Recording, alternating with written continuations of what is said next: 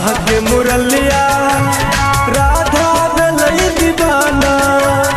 मिथिला में आह अबियो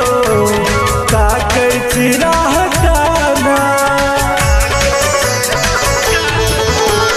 सुन के आह के मुरलिया राधा भलई दीवाना मिथिला में आह अबियो का कैची राह गाना आहा बिना सुना छै आहा बिना सुना छै अबियो नंदलाल आहा के संग नाचैले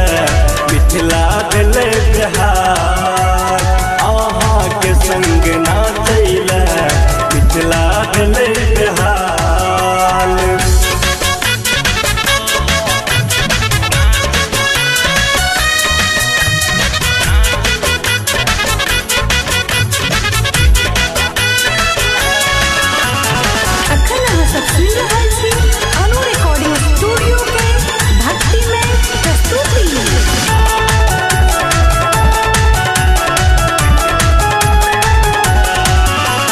विनती करैया मनोज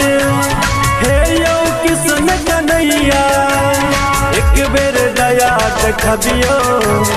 होइयो कनी सा